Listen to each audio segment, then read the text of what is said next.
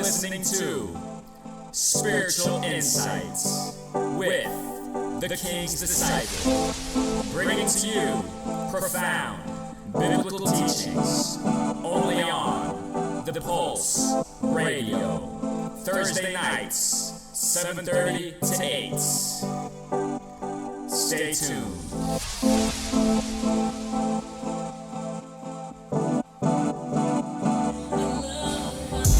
This world is so cold, I feel it down in my soul. No matter what I do, I can't get you out of my head. You know this world is so cold, I feel it down in my soul. No matter what I do, I can't get you out of my head. She's so tempting, offering what it seems I didn't have. That whisper, you can be anything, the other extreme from getting laughed at. When all I want is self-esteem and not the temporary flashbacks, trying to discuss the future, but now she won't let me push my past back. She'll no longer validate unless I'm light or can say it with a hashtag. While I'm tickled, she's being fickle, and my advances won't last that. I'm not the only one she's dangling cheese to, offering the same prize. I thought I had her figured out, but I'm no match for her at game time. She scored on me, plus the foul. I hate that I got played, now I'm bitter. I want to quit her, but I can't let her get away. I fell in love with being high, fell in love with being low, but the world I fell in love with ain't in love with being so.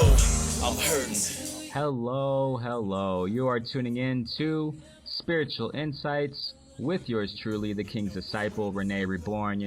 Shouts out to all the Pulse Radio listeners, DJ Tiny, my boy Gospel, the founders, you know what I'm saying, the whole Pulse Radio street team, Kenneth Asbill, all the sponsors. I love you guys, all the listeners, and we give the glory to God. We thank God that we have another opportunity, another evening, this Thursday evening, to have another segment, and we have a special segment with you guys. You guys are in my mind, you guys are in my heart, all you listeners, so we can have segments to edify you guys, and it's an honor for me, it's a privilege to have all the guests that I have. We have a special guest tonight. He's a gospel hip-hop recording artist. He's really busy in ministry, doing lots of things for the kingdom of God. And I don't want to spend more time. I want to get right to it because there's lots of things to talk about with this brother King David. What is going on, brother? Hey, what's going on, Renee? How you feel, bro? We're blessed, man. It's such an honor to have you tonight, brother. And I want to get right to it, brother. I read your testimony a while ago. I heard about you a minute ago, man, a while ago. And I was investigating, checking your tracks out, and your new album out. What's the title? Just let the listeners hear about it. The title of the album that we just released is A Hero for the Hurting. It has a lot of awesome tracks, man. I was checking it out a while ago, and I want to expound a little bit. But before we get to that, there's a specific track I want to talk to you about.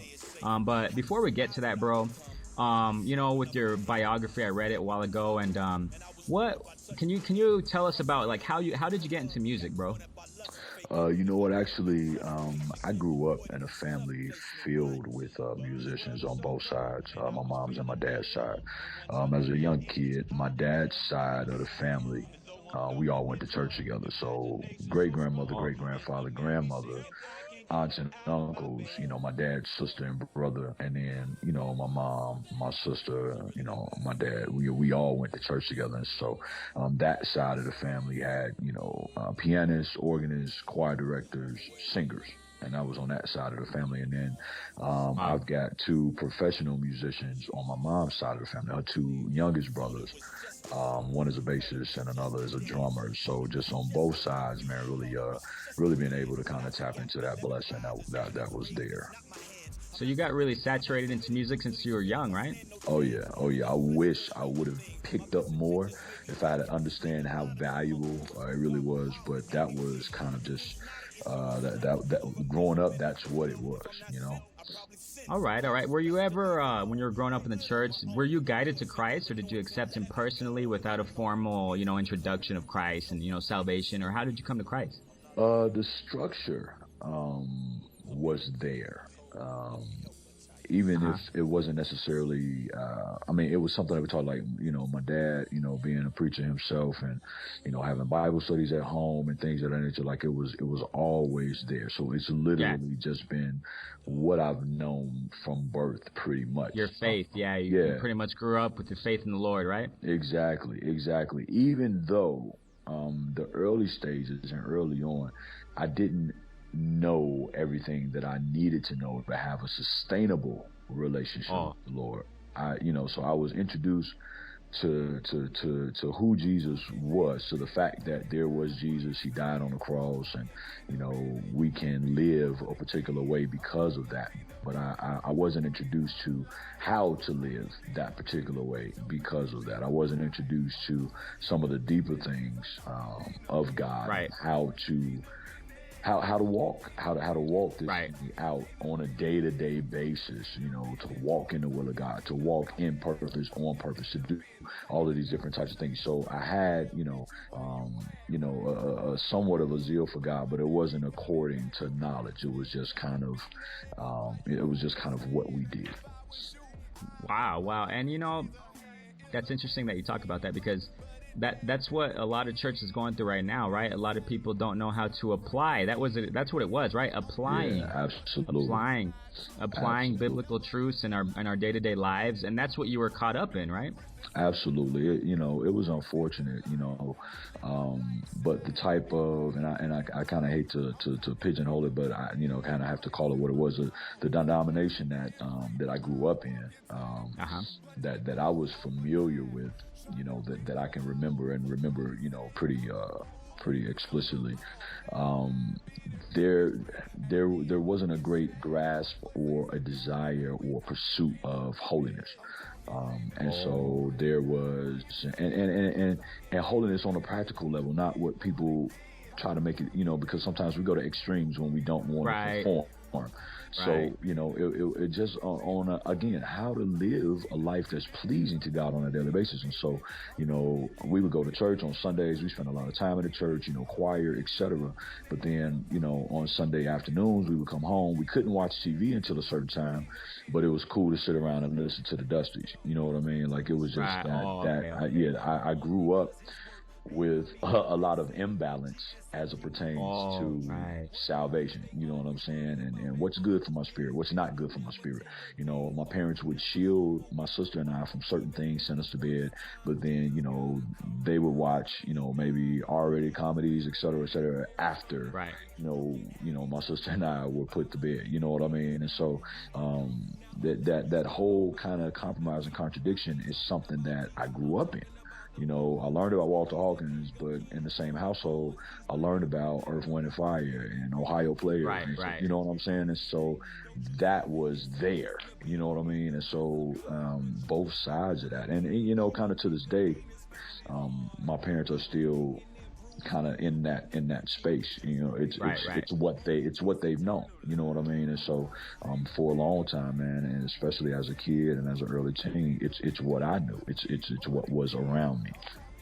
And those things are hard to break, right? After so many years. And, I say this for the listeners also, like when people who grow up in those kinds of atmospheres, going to church, and at the same time, there's an imbalance, as you said, those things are hard to break, aren't they? Because they've become ingrained, deeply, rooted in a person, and how did you break with that? Like, how did you come to reality? And, how did that revelation come to you where you're like, wow, I really got to do this? Like you said a moment ago about, well, actually, let's get to this. Watch. This is pretty much where it's going to. I read your bio, about your testimony, and that you had a time where you fell from the Lord, right? Absolutely. How did that happen?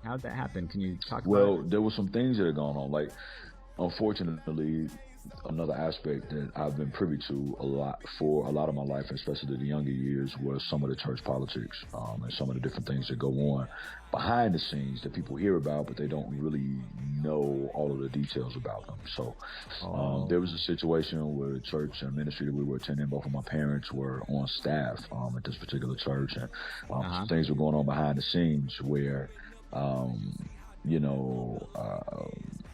we kind of ended up falling away from that particular ministry. Some, things were going on, transpired. Some, not even necessarily a power struggle, but, when individuals feel control, certain things can be questioned, or you pose a threat, potentially, then, they want to kind of do things to kind of apprehend that. So, we kind of left a particular ministry that we were in. And at that point, I was amazed at because I was really passionate about some of the things that were going on. Like, the very first rap that I wrote was in church. I didn't start out doing music secularly because, again, this is all that I knew. Even though I would be at home and watch Yo MTV Raps and, you know, all of these other things, and they were molding me and shaping me at that time as well. The very first rap that I wrote was about the Lord. It had to do with things pertaining to salvation. I was being so passionate about it, it amazed me that some of the same people that I was going to church with, and now I've always been around older people, and so, you know, a lot of the people that I used to hang out with, even in this particular ministry, were older. And so even the youth ministry, you know, I was a young kid. We're talking about like 12, 13 on very early stages, and some of these guys were 16, 17, 18, 19, 20. And it was just to go to church with them, and to be with them and to look up to them, but to then be walking outside of the doors of the church, and to find out, you know, who's sleeping with who, or to have somebody that you looked up to at the church, you know, doing tell things, you to say F off, like right after service. You know what I'm saying? And, you know, I hope that wasn't too, you know, explicit. No.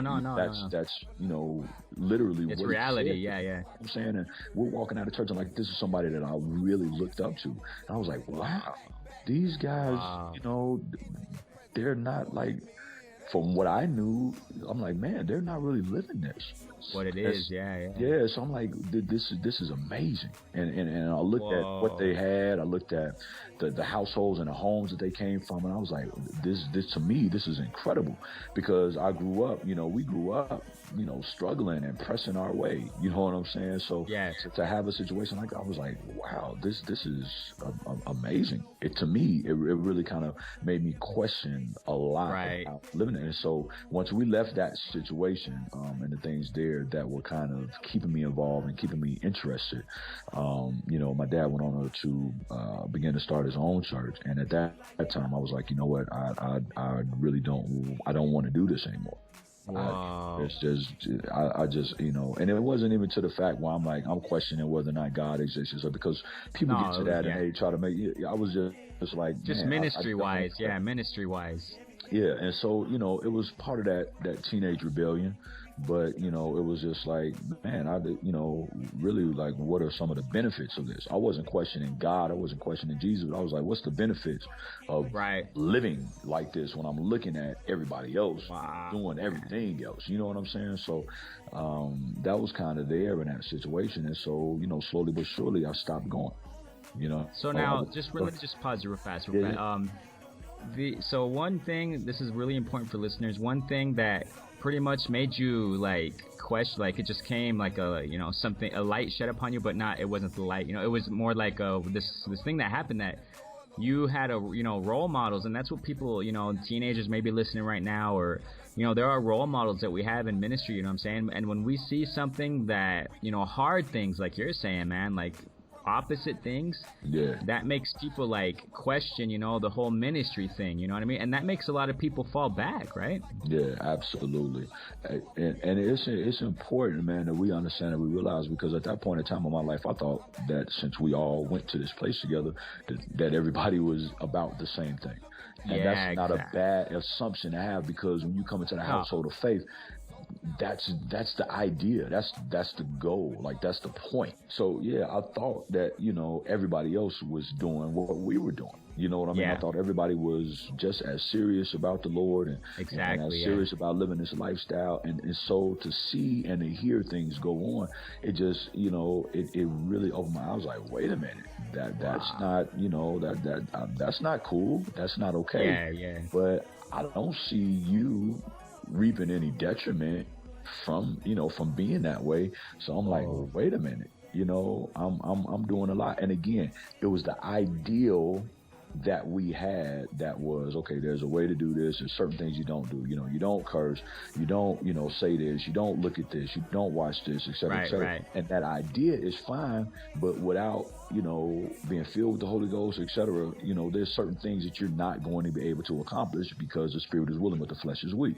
So, you know, I'm thinking that, again, everybody else is holding the same values, the same passion for the Lord, you know, that we are. And to see that, you know, people are like, yeah, whatever, we do this church thing at church, and then outside of church, we messing around with each other, we hanging out, we kicking it, we doing stuff we ain't got no business doing. And that just kind of messed me up a little bit. I was like, man, okay, well then really what's the point? Like, because these kids are cool, these girls are pretty, these guys, they have stuff, their parents were affluent, so they were buying them, you know what I mean? Like these kids, like they had access to stuff.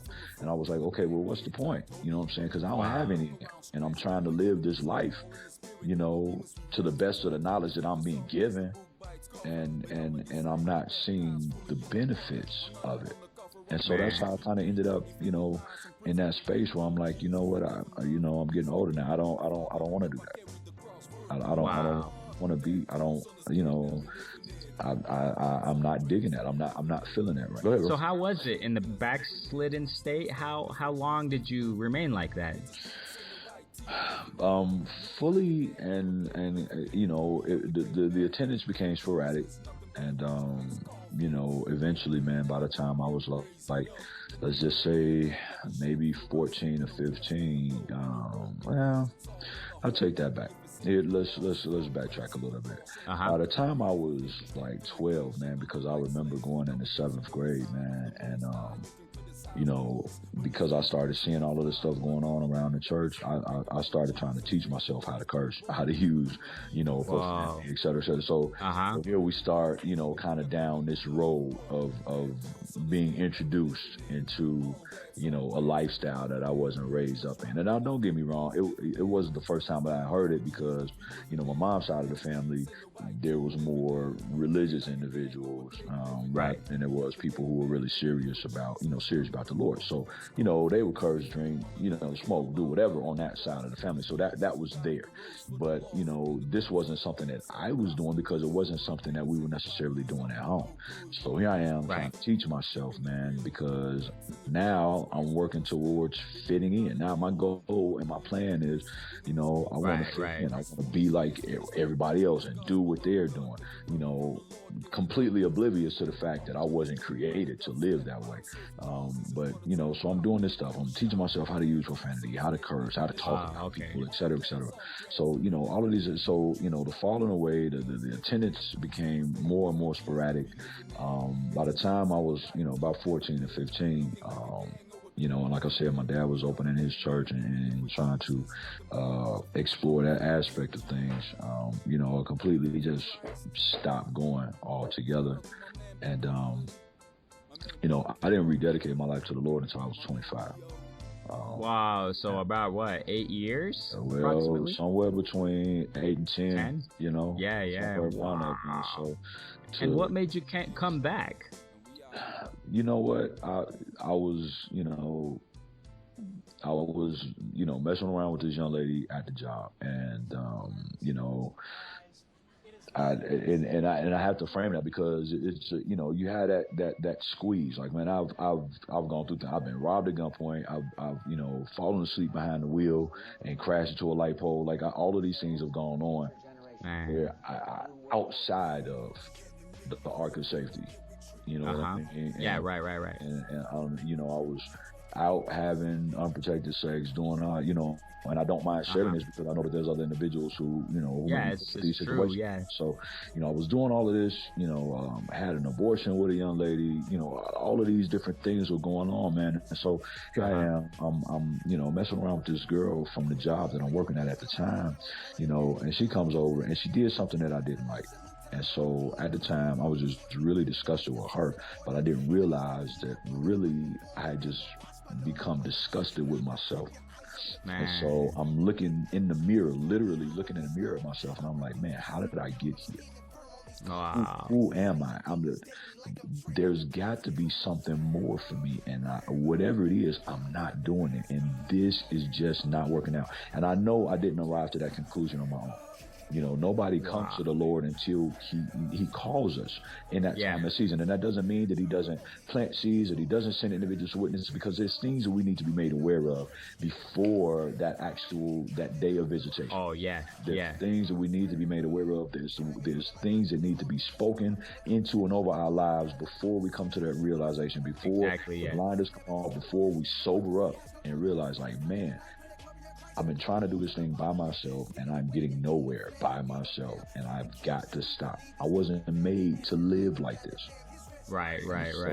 That was kind of like my, my clarion moment, that light bulb, that, like, man, Right. I've got to do something else, because this is not working. I can't keep doing this. And what you pretty much just like a lot, you had to go rock bottom, right? You had to be in the dark to see the light, huh? Yeah, and it's it's not a cool place. You think, because it's the way that you're raised, that you've held on to these values, and that I used to pray, I would drink and smoke and sleep around, but before I went to bed that night, I would try to say my prayers, foolishly believing, but it was what I knew to do. Right. Foolishly believing that this somehow, some way kept me in a relationship with God. If you ask me, I would tell you that I was a Christian, that I believed in God, without really knowing, what I was trying to say. You know what I'm saying? Like the importance of those actual words and what they really mean. But, I would say it, and at the drop of a dime, like, I believe in God. You don't believe in God, what's wrong with you? But smoking, drinking, sleeping around, doing all of these things that I don't have any business doing. So, and a lot of people are in that condition, just as what you're saying, man. A lot of churchgoers, a lot of people say that same thing. As a matter of fact, in the States, in the United States, I'm in Mexico, but in the United States, there's a statistic where a big percentage of people say that they're Christian. They believe in the Lord and the biblical foundations. They believe in all that, but it's like, as you say, they're living a double life. What can you say to people? Like, what can you say right now to someone who's backslidden or who's gone, like your situation? They grew up in church, you know what I mean? And what can you say to people who are in that condition right now? What I would say probably is a couple of things. One, your salvation has got to be your salvation. At the end of the day, don't blame anybody else for you not doing the will of God, because while other individuals may be held accountable for what they did or did not do towards you, you're going to be held accountable for how you responded to that, because God is calling you. Go ahead, bro. Real quick, what I'm reminded of while you say that is that we as humans are inclined to always blame someone else, and we don't take responsibility for our own actions. That's exactly what we see in Genesis chapter 3. What did Adam do when he sinned? God went to him. What did you do? You did something that I told you not to do. I'm paraphrasing. And he said, no, the woman that you gave me. And then what did the woman say? She blamed it to someone else. The serpent, he deceived me. And that's exactly what you're saying. So what you're saying is that, we're all responsible for our own actions and our own salvation, right? Absolutely. And it's important that we understand that, because, I hear people all the time talk about church hurt. I hear people all the time, talk about, things that have gone on and transpired in their past. And please, anybody that's listening, please bear in mind that while these things went on and transpired, it's not because God necessarily wanted them to. It's not because God ordained and said, this is what I want to have happen to this individual. But these are all things that God can take and turn around and use for his glory and for your benefit. Right. But that can't happen sitting at home. That can't happen, apart from and away from God's will for your life. Now, the enemy has a will for your life as well. He has a purpose and a plan. Remember, he's a counterfeit. He wants to be like God. The Bible says in Isaiah, when he says, I'm going to ascend and sit my throne, upon the sides of the north, and I'm going to be like the Most High. The Satan wants to be like God. And so because of that, he's tried to counterfeit everything that God has. And so he has a will for your life as well. But what's important to realize and recognize and understand is that you can walk in the will of the enemy for your life without even trying to. You have to be intentional when it comes to walking in the will of God concerning your life. Okay? Because, you don't have to you could wake up in the morning and sin. You don't have to you don't have to try to sin in order to sin or to be in sin. Right. But doing the will of God, man, being a believer, being a Christian, working towards being Christ-like is something that we have to intentionally do on a day-to-day basis. It's one of the reasons why we're supposed to die to this flesh every day. It is a process. We spend It's like years. You said, it's a specific word you said is work. We have to work towards it. It's exactly what you say, that we can't just sit down and do nothing and say, I believe. Right. We show our belief by doing something, seeking the Lord and depending 100% our whole being upon the Lord and His will and His word every day. Exactly, brother. Exactly. Hey, real quick. There's so much to say, bro. Time is flying, man. Yeah. Okay. All right. Hold on. Okay. Real fast, man. I have to mention this. I have to shout this out right now, man. You have your music, man. The way that you put forth lyrics, they are artistic, poetic styles. I mean, they're beautiful, man. And what you're saying in this, this backslidden state and stuff, it sounds like a track that you have. It's called Cold World, right? Yeah. In your album, and it's called Cold World, and it sounds exactly, and what I want to point out is that it's a beautiful way that you portray this, that you express it. You talk about the world, but as if the world is a woman, right? Right. And that resonates. Oh, real quick. That resonates of what it says in Proverbs about wisdom. Wisdom is used as a woman. Okay, what were you gonna say? Well, no, and it also, talks about a woman as if she's the world. So that song is like, it's a real, true story about how we can kind of delve into things, especially in how easily it is to pick up soul ties, and not just with people, but with places and with things, and how those things become our God, and now we're breaking our neck to try to worship and to serve them, but they're leaving us empty. They're leaving us broken. They're leaving us bound up. They're leaving us disappointed. They're leaving us unsatisfied. And so that's really kind of, the world is cold, man. The enemy cares nothing about your feelings. He cares nothing about you making it into heaven. He cares nothing about you living your purpose on earth. He just wants to make sure that you don't do any of those things. Man. So, that we don't live it, that we don't live our life in abundance, man. Yeah, absolutely. Man. Okay, the time's flying, bro. Okay, real fast before we get off, can we have you in another segment, brother? Yeah, absolutely. Right on. But what I want to do, Lord willing, man, is this is part 1 with King David, man. Part 1. I want to talk about your book, man. I like the next segment. Okay. Can we talk a little bit about your book? What's the name of the book? Absolutely. It's called What It Takes and What It Doesn't, and it's a 21st century guide to leadership in the church. Man, bro, I really, really want to talk about that. All you listeners, next segment with King David and the Will of God, we're going to be talking about his book, and it's about leadership. All you listeners who want to, do something in ministry, who have that calling of leadership and, fulfilling a role in a ministry. We all actually have a calling. Everybody has a calling, but I really want to expound upon that. And what are some things, real quick, brother, like 15 seconds, what are some things that you talk about in leadership? Well, we talk about leaders not simply being delegators, but leaders taking the lead. And so that means that, you actually have to be the workhorse rather than, just trying to delve out responsibility to other individuals, leading by example, visible, tangible, physical example, and not just through words. So that's like one of the real important points that's made in the book. Amen, bro. Awesome, bro. Yeah, we'll definitely, talk about that in the next segment, man. Any last words, brother, before we get off? No, I just want you guys to be encouraged. I mean, do what you can to put aside anything that's trying to hold you back. Make up in your mind to do what it is that God wants you to do, and then let God bless your effort until you're able to go from crawling to walking and from walking to running.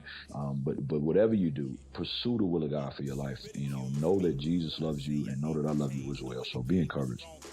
Amen. This is not the end with King David. We're going to talk more. This is part 1 with King David, the vessel. Hey, go check out his album. Hey, where can we get your information, your music? Absolutely. The album is available exclusively on my website. It's www.yieldedmusic.com. You can find information there about the album. You can download some free songs along with a couple of free mixtapes that I put out. So please, I would love to connect with you guys. Read the blog. You can hit me up on Twitter at YieldedMan, or you can catch up with me on Facebook at Yielded Music as well. Amen. YieldedMusic.com. Yielded Music. Catch King David. Check him out, man. He has some awesome music. All right, man. But this is part 1. Remember, part 1 with King David, the vessel. We're going to be talking about his book in the next segment with part 2 with King David. Pulse Radio, Spiritual Insights with the King's Disciple. God bless y'all. We're out. Peace. I have to stay. Jesus, I need you. Thought it was just a song. Thought it was just a dance, thought it was just a movie, thought it was just a glance. But I forgot that 11 rises, and when that's raised, it's not my hands. I'm not surrendered, I'm not submitted. Yo, to these feelings, I stand no chance. And this flesh was no good thing. My best intentions may be weak. Need to monitor my motives, guard my heart with ADT. Everything's not an issue of strength, over measurement of growth. If I'm not sent, I probably sin. Sometimes it's best to leave alone. No good on my own. Lord, send your anointing, let me go. I'm not alone. Come in from the cold, let me help untie your soul.